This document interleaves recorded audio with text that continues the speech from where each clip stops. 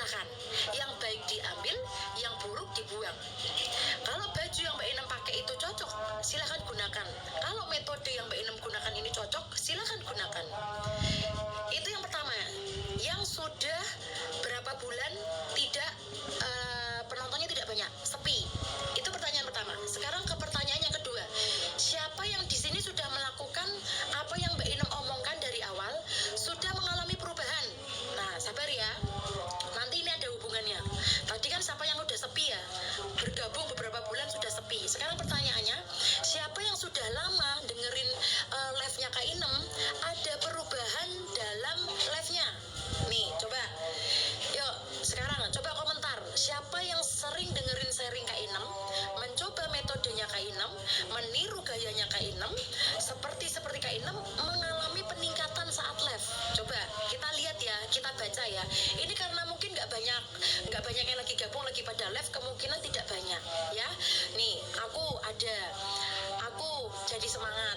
Biasanya banyak ya, karena mungkin lagi pada live. Aku ada peningkatan Kak nih ya. Nah dulu yang ada peningkatannya, kan biasanya banyak banget yang pada komentar nih. Apa sih, orang akhirnya jadi penasaran, apa sih yang akhirnya membuat orang-orang ini jadi meningkat? Meningkat itu bukan terus dari penjualan ya. Meningkat itu bisa meningkat secara psikis kamu yang tadinya down jadi semangat. Meningkat dari jumlah produknya. Halo. Ada meningkat dari jumlah penonton, bisa meningkat dalam hal penjualan. Kita sedikit ngobrol.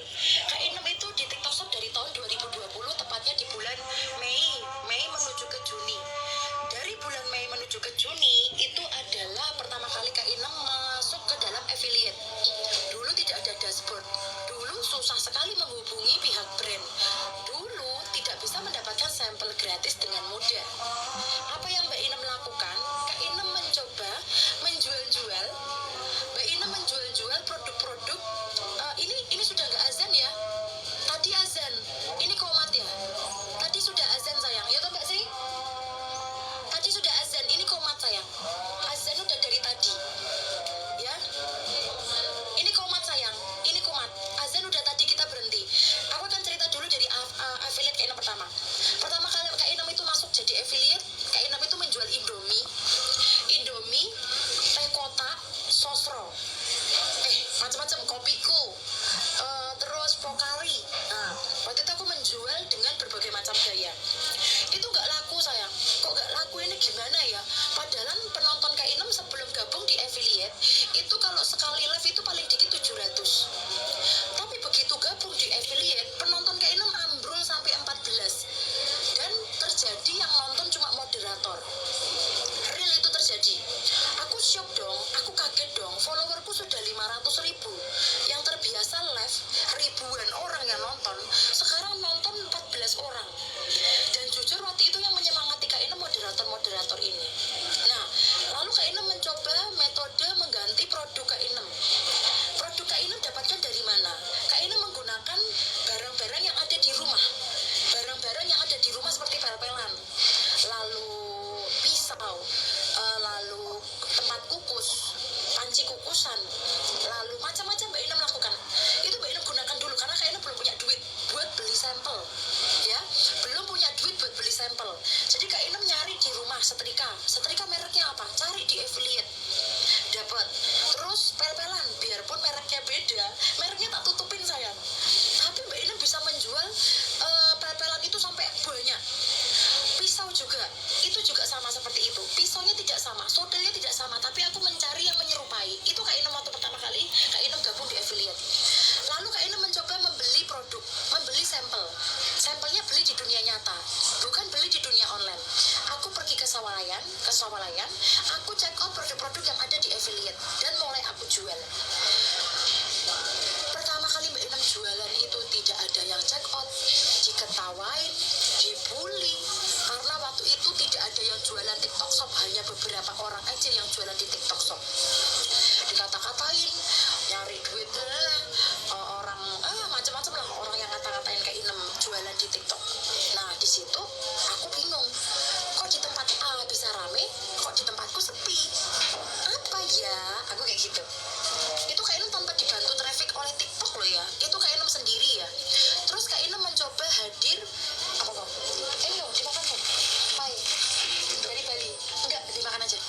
Nah, Mbak Inem mencoba main ke live-live orang yang jualannya rame-rame untuk belajar, bukan untuk duplikat, bukan untuk meniru secara real, tapi belajar.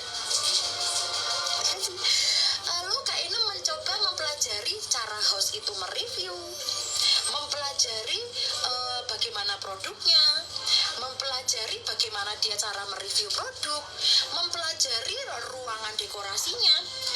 Nah, aku mencoba dekorasi yang seperti itu dengan menambahi lampu.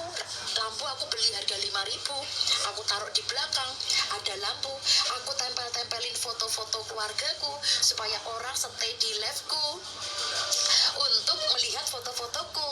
Nah, lalu aku melihat di live orang-orang itu, kenapa live orang itu rame ya? Kenapa live-ku sepi?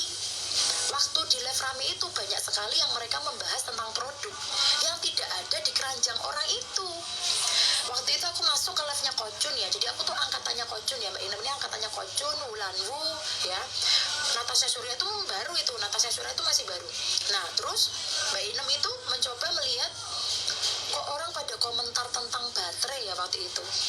Baterai, padahal si Kocun tuh nggak jual baterai. Setelah itu aku cek ke video shortnya. Oh, ternyata video short baterainya lagi FYP, baru FYP.